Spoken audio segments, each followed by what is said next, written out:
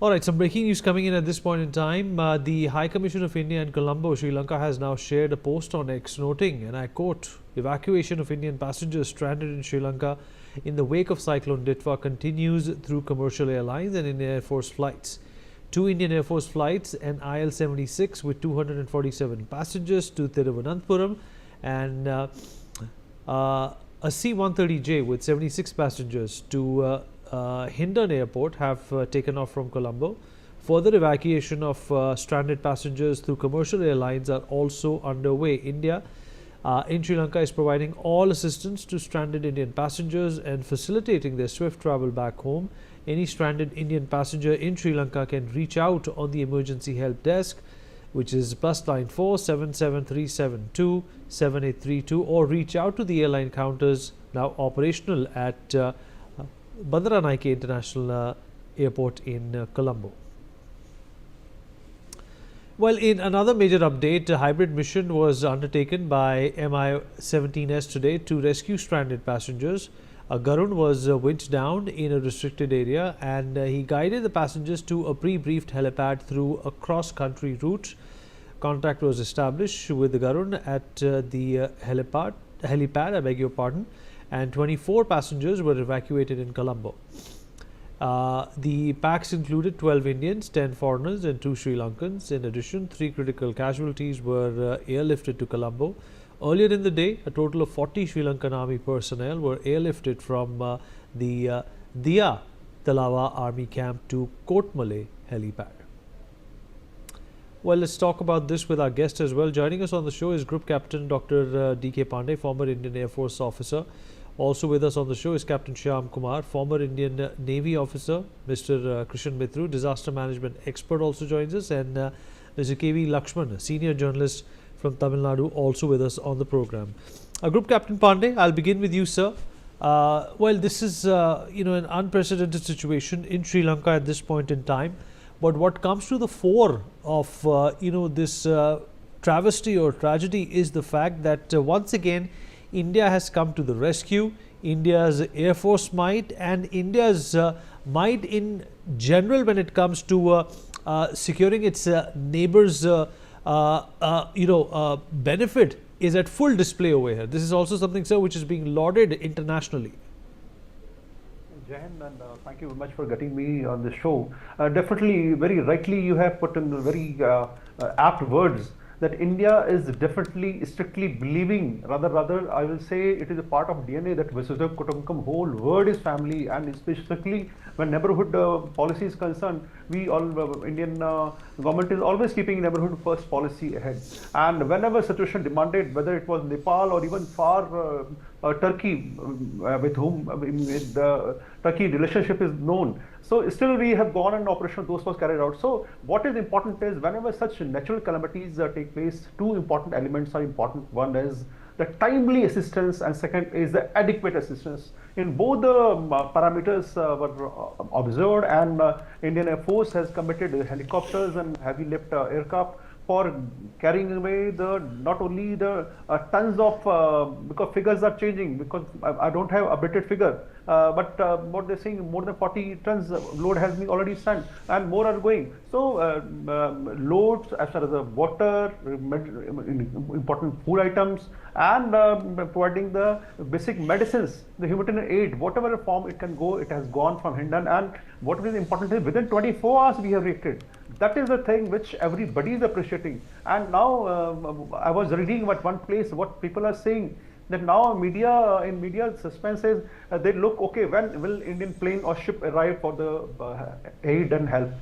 That is the reputation which we have earned with HADR missions which we carried out in various occasions, and especially with Sri Lanka. We have helped them in 1987, we helped them in, when they were having economic crisis also, and now when they are facing the Dilba crisis. So three aspects more I will highlight, which we have already covered, that NDRF team has been sent, about more than 400 individuals have gone to help them, and Garud forces, they are helping to in the evacuation processes, especially not only Indians, rightly you covered that Sri Lankans and foreign nationals, they have been also procured. So there is no discrimination of any sort, and we are only keeping the humanitarian values the top of the world. And Indian Air Force, like previous HADR missions, is always forthcoming and looking for the demand and crossing all the limits which can help to save the lives and save the patient people to get injured, especially stranded passengers, stranded human beings got trapped in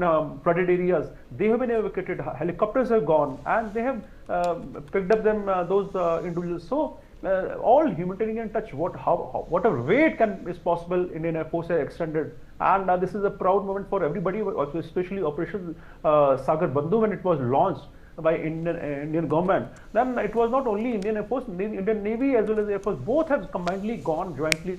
Joint operations were conducted in good coordination, and with all the time we try to bridge the gaps, because not as always operations are not full and foolproof. There are gaps which we try to address in next operations, and NDMA is putting. I was part of one of the study which was carried out by NDMA, where we have addressed the issues which we faced during the conduct of air operations. Why Garud forces were there, the helipads or various places where. Fair enough. So we have some more breaking news coming in. Andhra Pradesh Minister Annam Rama Narayanam Reddy has spoken on the state's preparedness as Nellore expects heavy rainfall, even though Cyclone Ditwah is set to weaken. Let's also get a response from Captain Shyam Kumar, former Indian Navy officer, on the same. Group Captain Shyam Kumar, your observation of how Indian forces as well as the Indian Navy has spectacularly handled not only the concerns that Ditwah brings on our shores, but also the concerns that it has left Sri Lanka with. Thank you, Vinit. Jai Hind, son of Varuna. A friend in need is friend indeed, wrote Hindu on 23rd of May 2003, when the Indian naval ship INS Sharda was in Gaul looking after the flood relief operations at Gaul and southern areas. The century's worst flood which Sri Lanka had seen was in 2003 during May. And I would like to show you a small glimpse of photograph here. Since I was commanding INS Sharda and I was the commanding officer on board, and this is the photograph of Sri Lanka which was presented to me by the governor of Gaul when I carried out the 10 days continuous mission on the flood affected regions of Sri Lanka. Operation Denim was the first IDS operation, maiden operation of India, as first responder which set the tone to work, and this has been recorded in the USI Journal.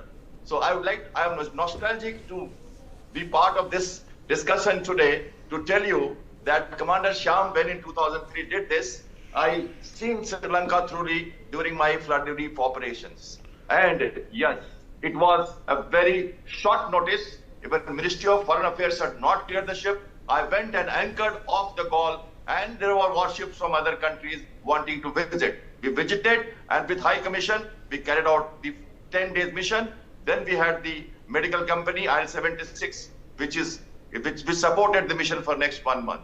It is being repeated. And Vinit, as per the Navy is concerned, International Fleet Review of Sri Lankan Navy 75 years of naval existence is on. INS Vikrant and INS Udayagiri, mighty ships indigenously built, are showing their might of Colombo, and they are participating. And they have the air elements, and that is why 2 Chetaks have been put into service for looking after this flood relief operation. Remember, in 2003, I myself as a pilot with the High Commissioner flew over all the 4 districts of Sri Lanka in the southern districts and carried out with civil administration flood relief operations. We had the Marcos, we had the commandos, we had the medical team, and we had the medical aid, and we had the blankets, food, rice, tea, whatever you say.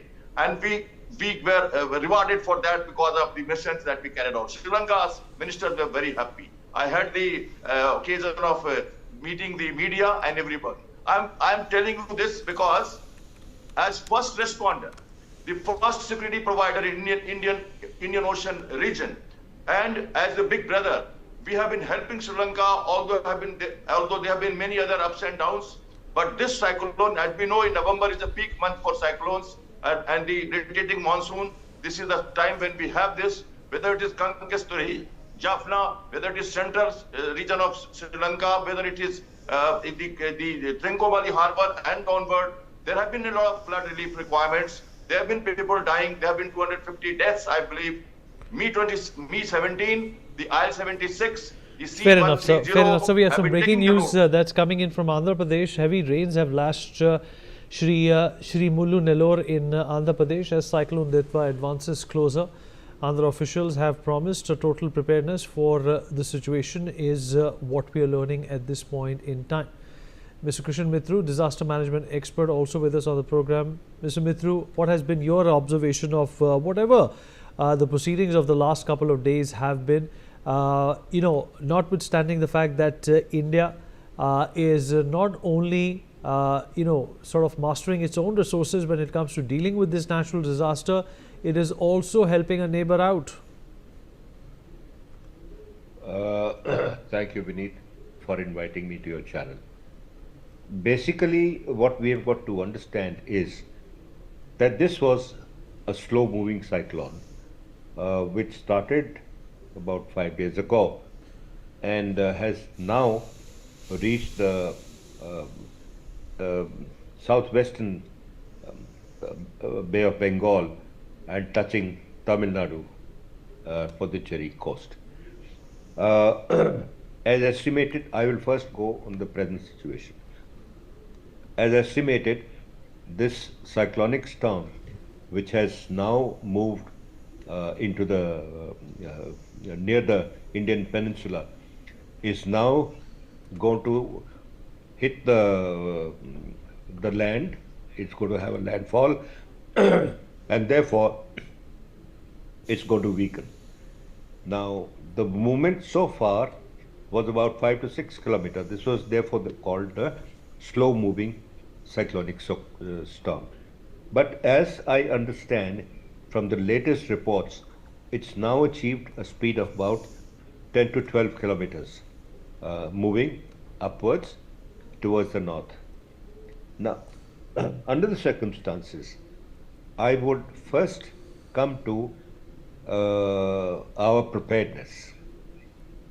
You see, the Indian disaster management authorities, there are various authorities, and they have all been put together and put to a very effective use.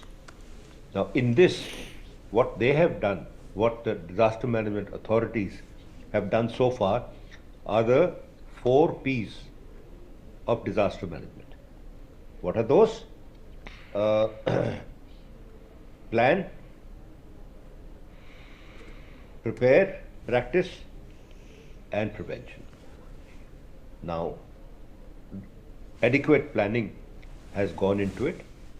Therefore, we find that the reaction time of the response forces, including the Indian Air Force, the NDRF, the NDMA, etc., is of a very high quality. We have reacted within 24 hours. We have now come to a stage where we are evacuating people through air. It is no doubt that there have been a lot of casualties, which the final figures will come later. But as of now, the figures estimate to be somewhere around 300, maybe 252, anything between 250 and 300. We have to still wait for it. Howsoever, the Indian side, I would emphasize more upon the Indian side of the disaster management. We have seen the prompt reaction of the Indian Air Force. This is not only a solitary effort. This effort is along with the Indian Navy, who have gone into the call of the hour in a very, very short time, a record short time. With this, we have brought down casualties in the cyclone affected areas to a very, very considerable amount. Also, adequate precautions have been taken on the Indian coastline, starting right from Puducherry, Tamil Nadu, Puducherry, and Andhra, Telangana, Rayalaseema, etc. Adequate precautions have been taken. Number one, to bring back the boats, the fishing boats, secure the sailing boats of all types to the anchors on the coast, moving the population likely to be affected on the coast area to either the shelters or the higher grounds, where water inundation or rain effect should reduce. All right, fair enough. So we have some breaking news coming in. At least 400 Indian nationals have been stranded at Colombo's Bandaranaike International Airport due to flight disruptions caused by Cyclone Ditwah. They have been evacuated, with the Indian Air Force operating special flights to bring them back. Remember, according to Sri Lankan officials, around 150 passengers were flown to Delhi aboard a C-130 aircraft, while another 250 were airlifted to Thiruvananthapuram on an IL-76. Both Indian Air Force aircrafts had arrived in Colombo on Saturday carrying food supplies and humanitarian aid for communities hit by flash floods. And major news also coming in: the death toll in Sri Lanka's Cyclone Ditwah has crossed the 300 mark, reaching 334. The cyclonic storm Ditwah has unleashed massive devastation across Sri Lanka, leaving behind collapsed homes, inundated towns and scarred hillsides before moving back over the Bay of Bengal and charting a path towards India's southern coast. So, of course, the devastation in Sri Lanka is massive, is what we know so far. And